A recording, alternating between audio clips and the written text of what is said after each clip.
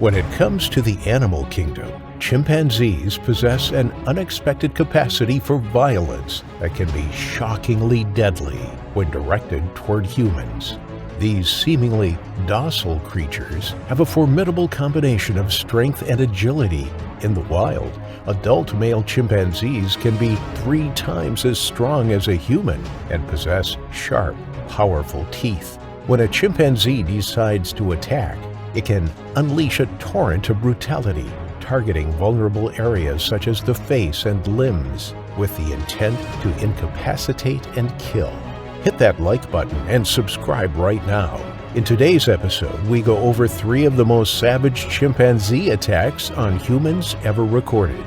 Welcome to Final Affliction.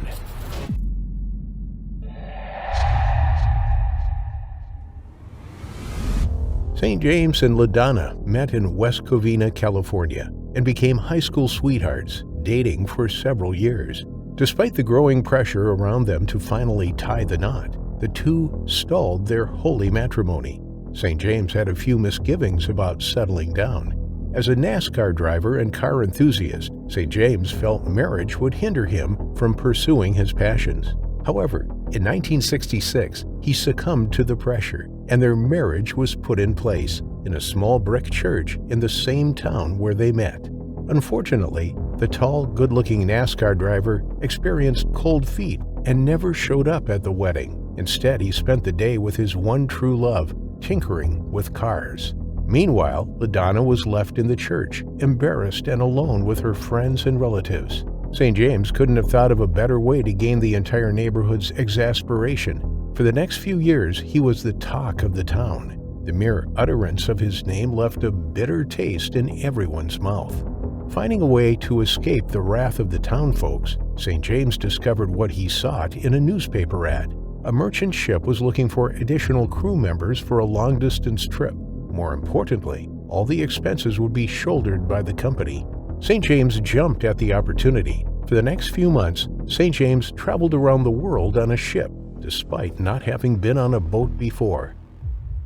While on his travels, something unexpected and life-changing happened to St. James. It was an event that instigated his lifelong love and tragic fall from grace. As the ship heaved near the coast of Africa, it was forced to land in Tanzania after a malfunction. St. James had to spend a few days there and acquainted himself with a group of Tanzanian hunters. In a forest hunt, the Tanzanian hunters killed a female chimpanzee after it gave birth, leaving the newborn chimp to fend for itself. Feeling sorry for what he witnessed, St. James decided to care for the animal, and the rest was history. Getting home was difficult, but St. James found a few German missionaries who helped him secure a flight back to LA. At this point, the chimp, or Mo, as St. James called him, was already his boy. Arriving at the airport, Estelle, his mother, welcomed him. Accompanying her was LaDonna, who was fuming with rage and despair. After all, St. James hasn't shown his face to her since their supposed wedding day. As angry as LaDonna was, she couldn't help but notice something was different about St. James. Well, he was carrying a baby chimpanzee in place of his luggage, for one. It was awkward between LaDonna and St. James. However, Mo's arrival in their life helped dissipate any resentment from LaDonna. Sure enough, LaDonna's mother and Estelle, who were close friends, fell head over heels for Mo. Soon, LaDonna did too, and so the couple got back together. On June 6, 1970, St. James and LaDonna became the Davises in a modest ceremony. Mo was the best man. It was the beginning of an unconventional but happy household. Tragic news, however, seldom came at a favorable time. A year into the marriage, LaDonna was diagnosed with cancer. Worse, she needed a hysterectomy. For someone who wanted to be a mother, LaDonna was devastated. She wanted to initiate a divorce from St. James, ashamed she could no longer bear a child. However, St. James only responded with the following: "We already got a kid." As LaDonna wailed on St. James' shoulder, Mo sat quietly on his chair and stared at the couple. From then on, he became their child, a child who was never human, but he was just as complex. There were times when the Davises would be surprised at the range of emotions Mo expressed. As years passed, tragedy found a way to seep into their lives. One day, on August 1998, a welder came over to fix Mo's cage. However, he left a piece of equipment that gave Mo an electrical shock, scaring him and causing him to run away. Missing for a few hours, the Davises were forced to call the police. However, by the time Mo was found, he had already dented a police car and injured an officer. A year later, a visitor came to meet Mo. Despite being told not to put her hand inside a cage, the woman did anyway. Consequently, Mo bit her fingertip, mistaking her red fingernail for his favorite snack, candy licorice. This was the final straw, and the intervening officials of West Covina deemed Mo a danger to the city. Police officers armed with tranquilizer guns arrived at the Davis residence to take Mo. Though he resisted, St. James was wrestled and pinned to the ground. He could only wail as the officers ran inside their house to take his beloved boy. Seeing his father hurt, Mo screamed wildly and banged his hands and feet against the cage. Police swarmed him and shot him with a dart gun squarely in the stomach. Afterward, they tossed the unconscious Chimp inside a horse trailer, far from the cozy cage he knew.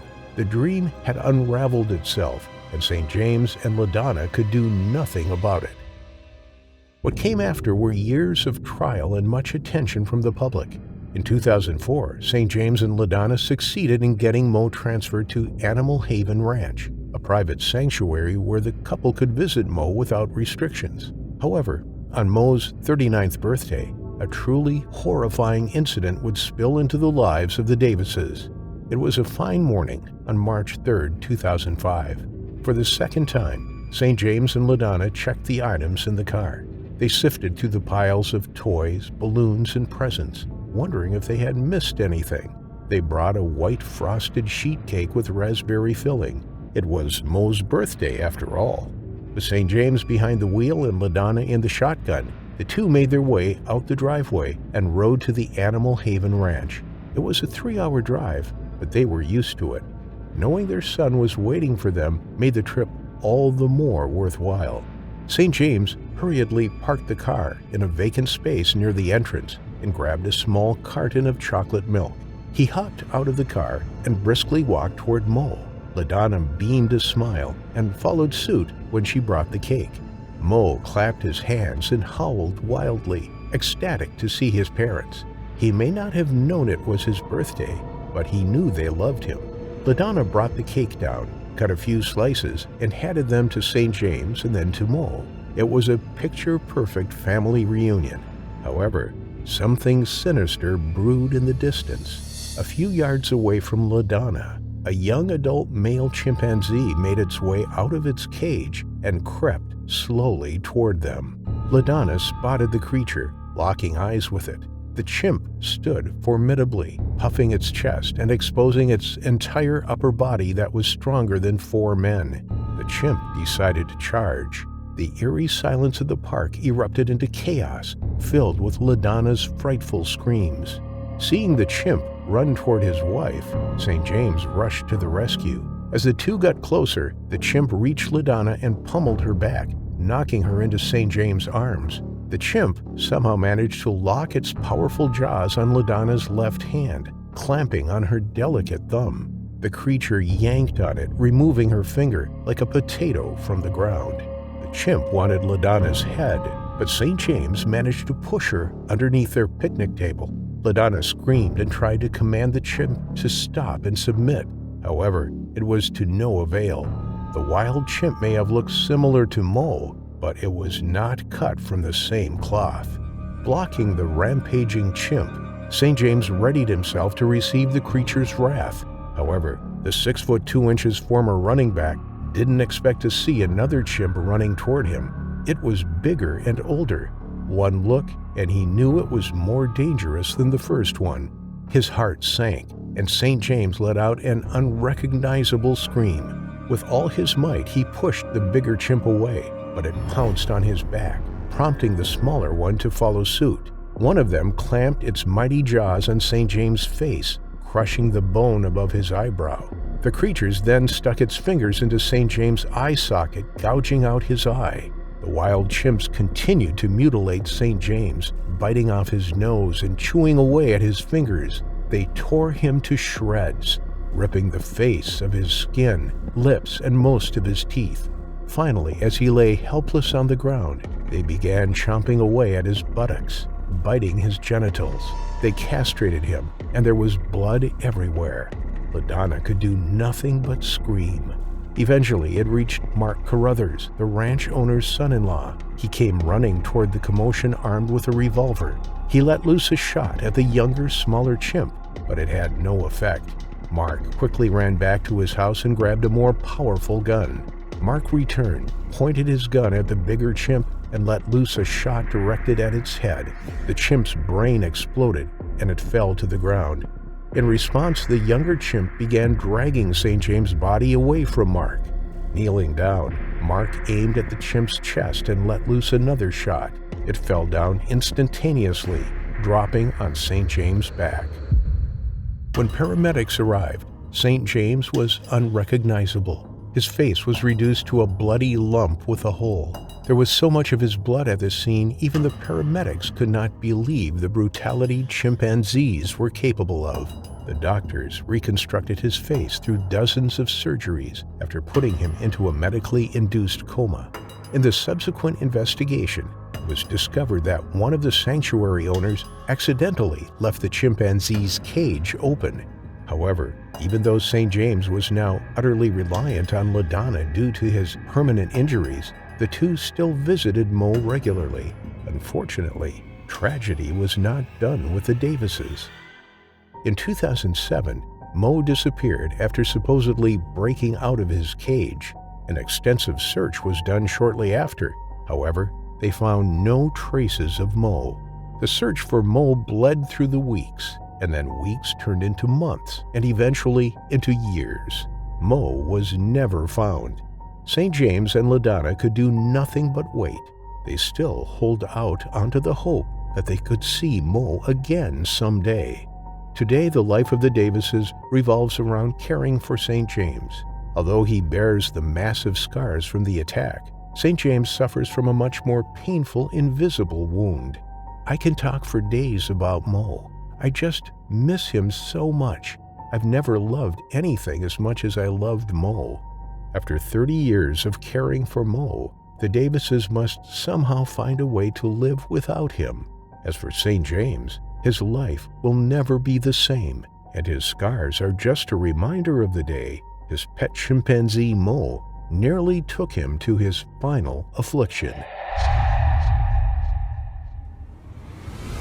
The following story is regarded as one of the most brutal and horrifying chimpanzee attacks in recorded history. Our story takes place in the tropical jungle of Sierra Leone. Inside this green paradise, a wide variety of plant life and wild animals flourished until one day a war broke out, bringing with it a never-before-seen demand for land, fuel, and resources. Sierra Leone's population of chimpanzees suffered the harshest consequences, as this war ravaged the once picturesque landscape they called home. Previously, a flourishing community of chimpanzees existed, intertwined by indestructible family bonds, and with a population of approximately 30,000.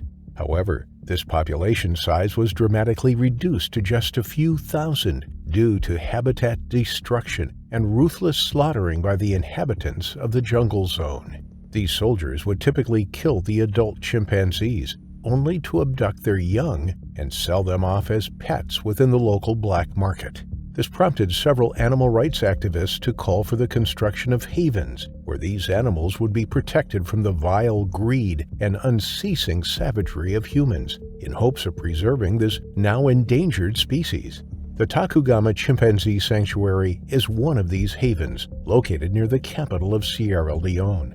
This sanctuary has offered shelter for orphaned and traumatized chimpanzees for nearly 30 years. The abused chimpanzees that sought refuge in the sanctuary were scarred by years of abuse by soldiers throughout the war. For the majority of them, the slaughter of their families was their first introduction to humanity.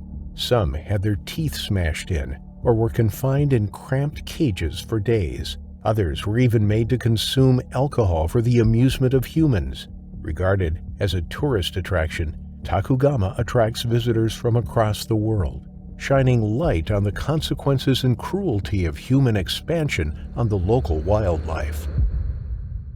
In 2006, Alan Robertson, Gary Brown, and Richie Goody were subcontractors working on the construction of the American Embassy building in Sierra Leone when they were offered the chance to visit the Tacugama Chimpanzee Refuge.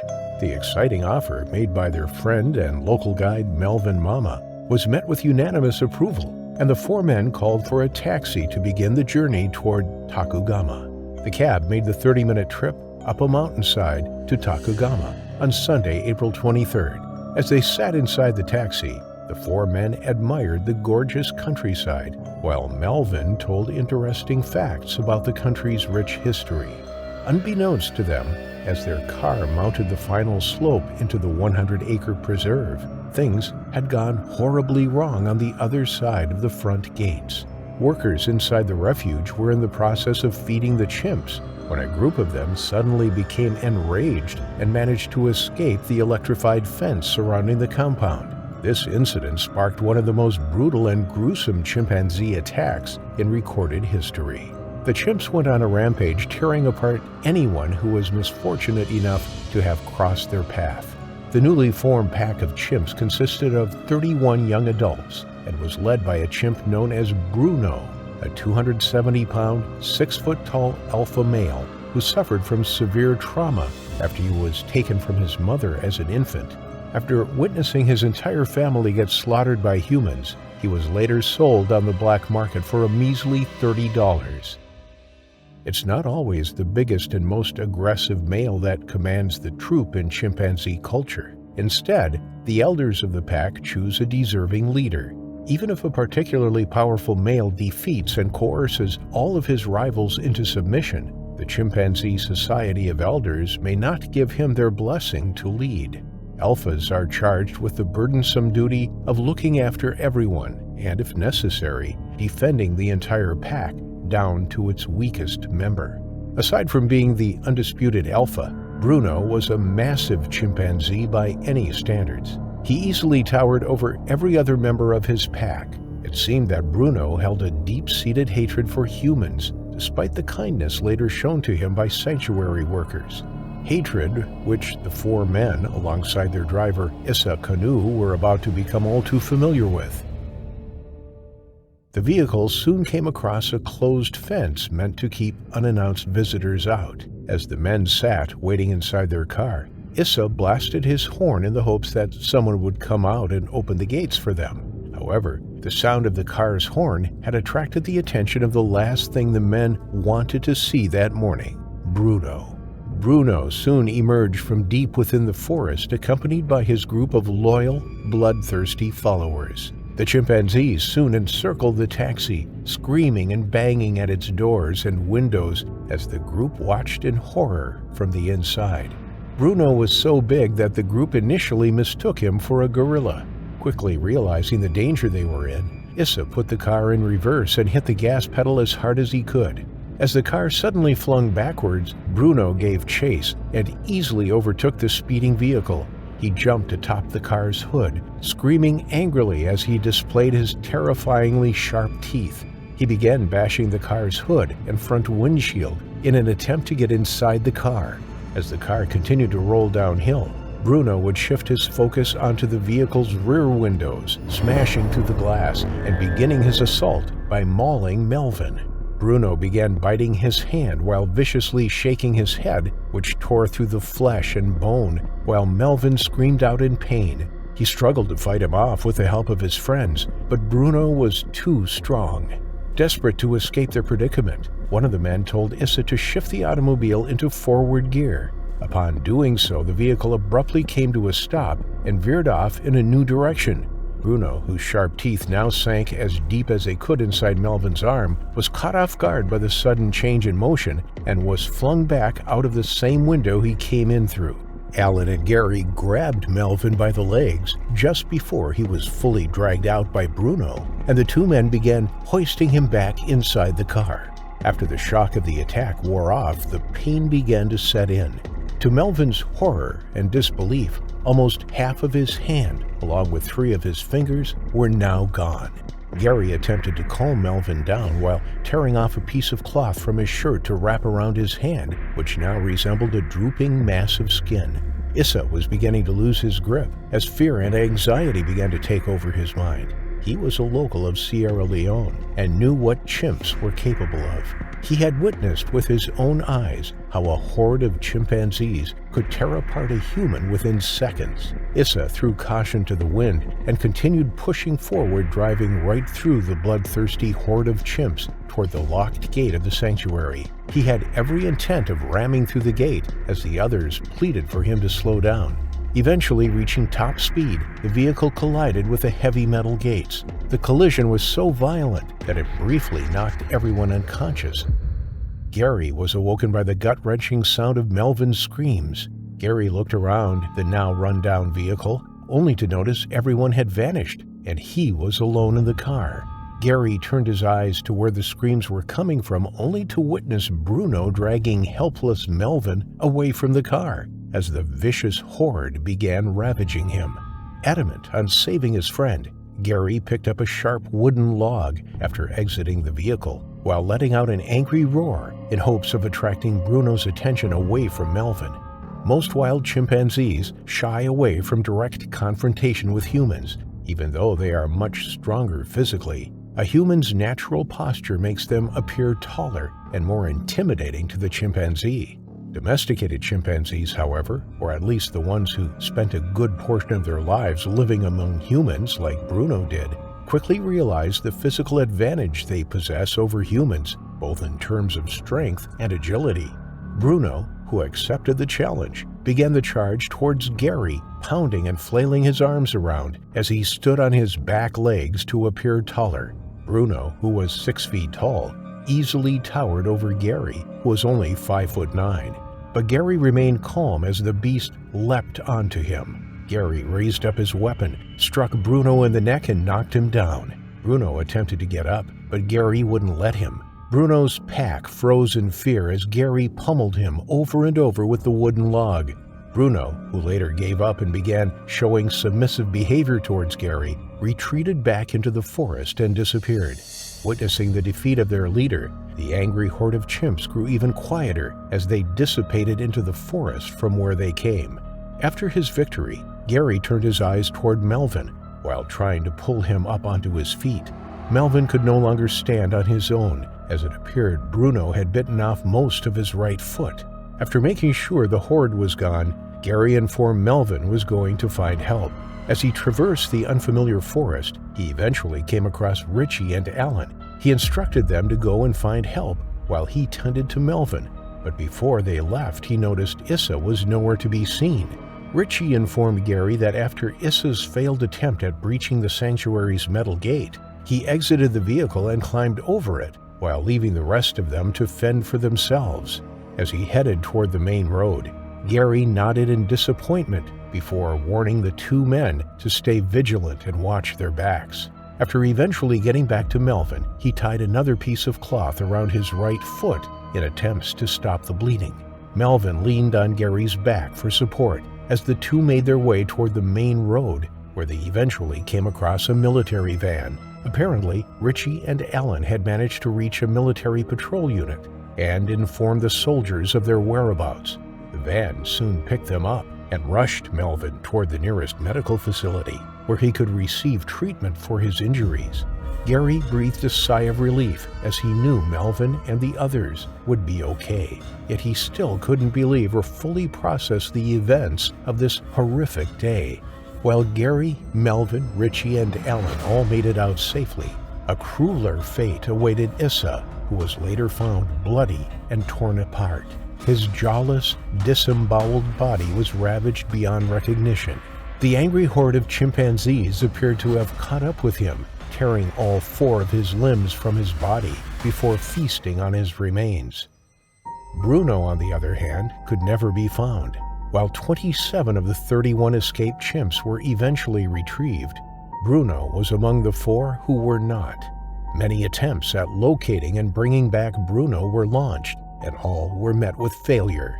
Even though sightings of Bruno were regularly reported, to this day he still manages to somehow evade his pursuers. It's almost as if he's developed heightened senses that warn him when he's being hunted by humans. Fitting, considering the amount of abuse he'd suffered because of humans. The group will never forget their close encounter with death in the forest of Sierra Leone. Gary, in particular, suffered from nightmares for months after the terrifying incident.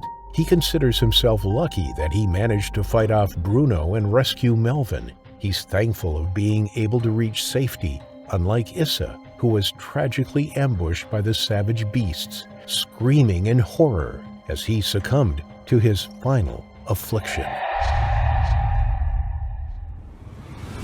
Jerome and Sandra Harold were a devoted couple who lived in Stamford, Connecticut. They were a lovely family with only one daughter named Susan. Susan was soon married, eloping with her husband, and the once lively and busy house was reduced to quietness. On October 24, 2003, the lonely couple got tired of the boredom and bought a 3-day-old chimp for $50,000. The chimp, whom they named Travis after Sandra's favorite country music star Travis Tritt, lived with the couple at their home. The couple bathed, bottle-fed, dressed, and even brushed Travis's teeth. They loved and adored the chimp, treating him as their own surrogate baby. He had brought a renewed sense of purpose and liveliness into the house, providing something to keep the couple busy following their daughter's departure.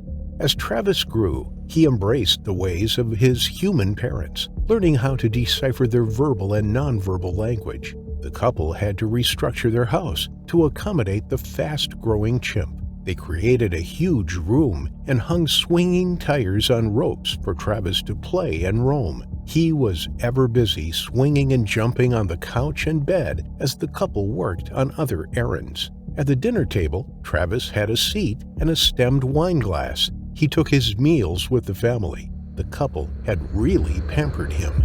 Soon, everyone in Stamford knew him. Neighbors and the police held and waved at Travis whenever they saw him. His friendly nature won the residents' hearts, and within no time, he was a local celebrity. He could dress himself, feed hay to the horses, open locked doors with a key, as well as water plants.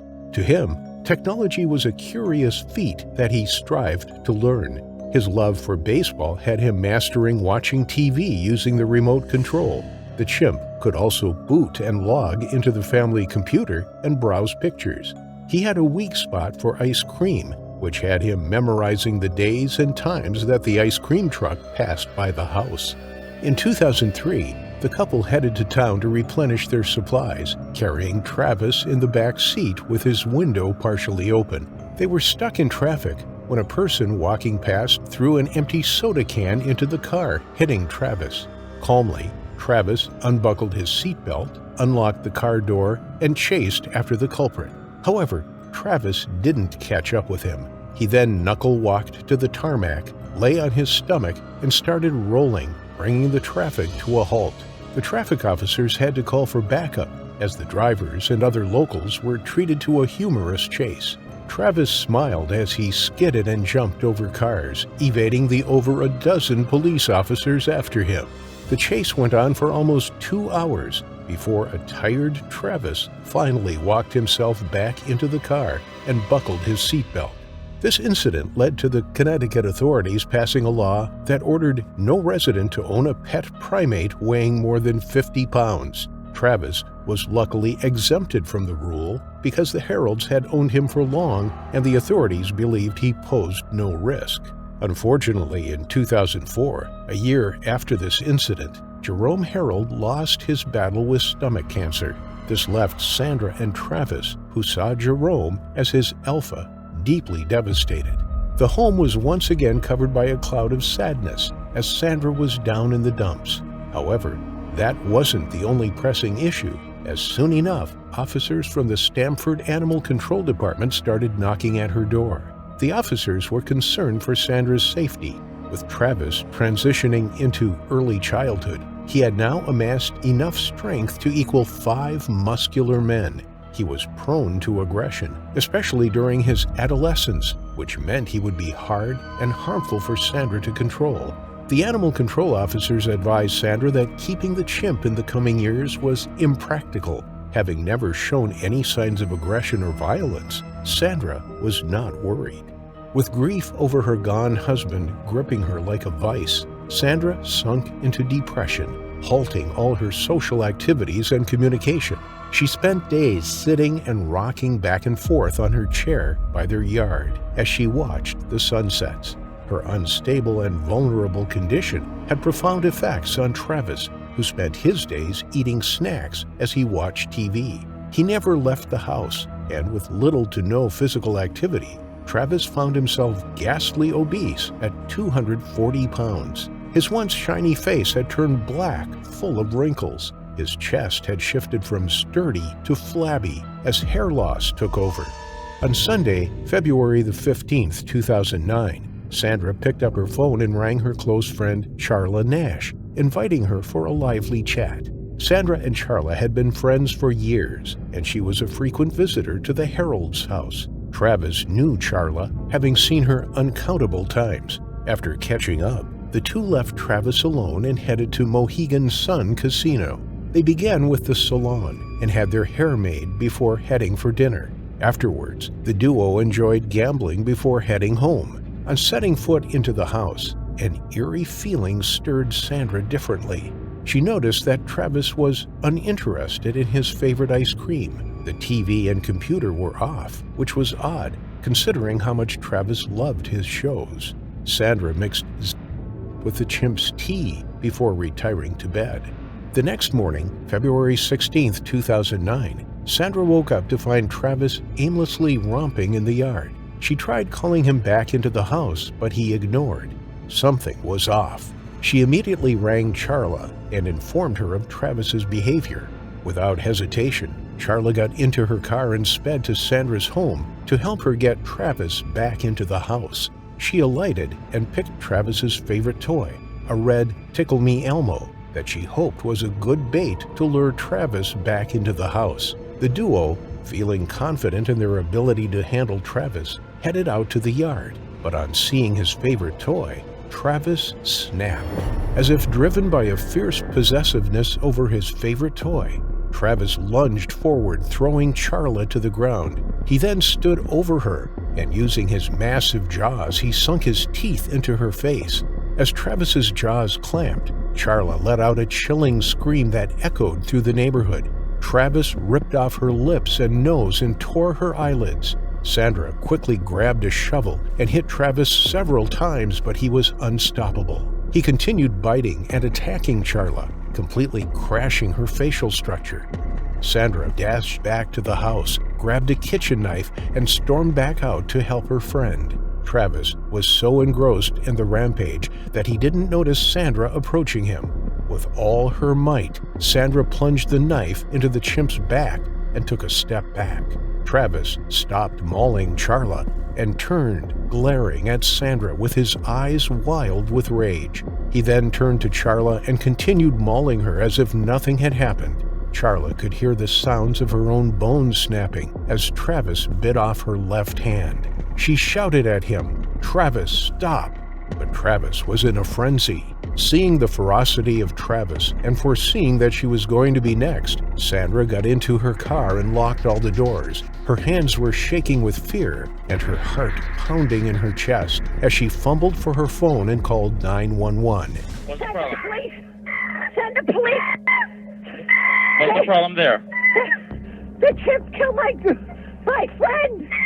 What's the problem with your friend? Oh, please! What's the problem with your friend? I need to know. Send the police up! With a gun! With a gun! He ripped her face off! He ripped her face off? He's trying to attack me! Please, Okay, hurry! I need you to calm down a little bit. They're on the way. Can you put yourself away? I don't want the monkey attacking you. Please, hurry up! Listen to me! They're on the way, ma'am. They gotta shoot him, please!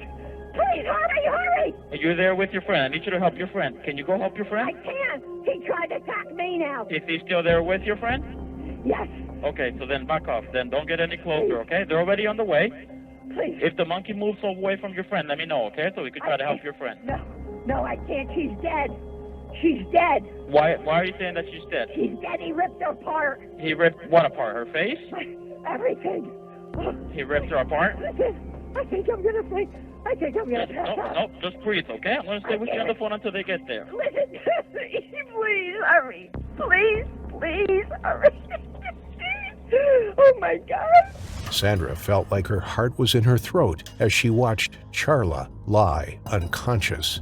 Officer Frank Chiafari, who was the first to respond to the 911 call, found Travis roaming in the yard as Charla lay unconscious with her tattered clothes covered in her own blood.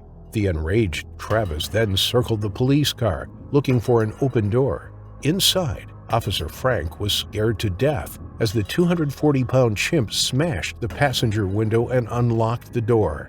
The officer fired 4 shots at Travis. The injured chimp stumbled into the house, got on his bed, and took his last breath. In the following months, Charla underwent multiple surgeries to restore her distorted face. Her left hand had been mauled, as well as 3 fingers on her right hand. Her injuries were so severe that the medical team under her care had to undergo counseling because of the trauma of tending to her.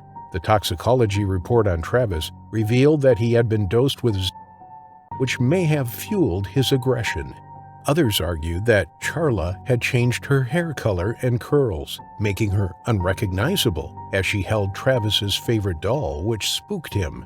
No matter what caused Travis to attack, Charla still lives with the trauma and scars that came with it, constantly reminding her of the day she narrowly escaped her final affliction.